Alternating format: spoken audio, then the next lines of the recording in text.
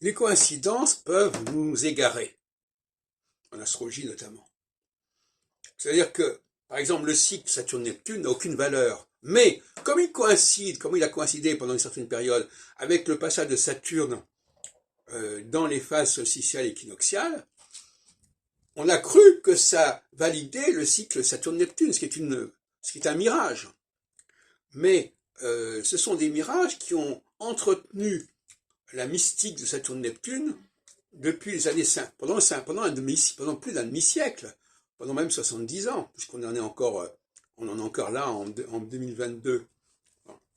On n'est plus en 1953. Et donc, voyez-vous, c'est la même chose. De la même façon, on peut élaborer n'importe quel système, on peut trouver des formes de confirmation, de validation ponctuelles, mais qui ne veulent rien dire en réalité quand on ne fait pas ça sur une manière systématique.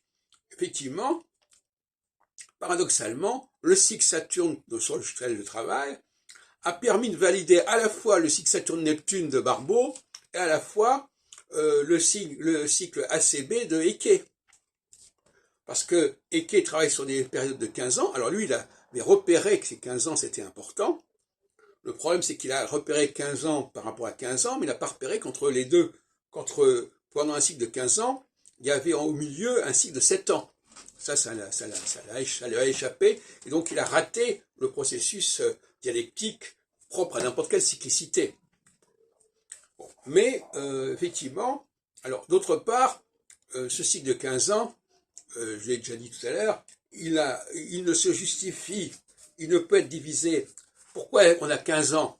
Parce que Saturne met 15 ans ou 14 ans pour aller de l'équinoxe de printemps à l'équinoxe d'automne, ou du solstice d'hiver à le solstice d'été.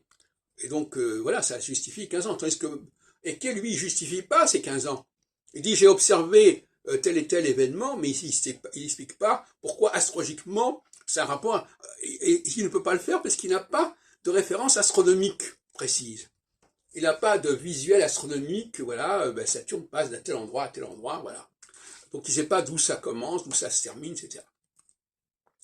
Et il faut se méfier de cette approche numérique de l'astrologie, parce que, d'abord, 28 ans, ce n'est pas 30 ans,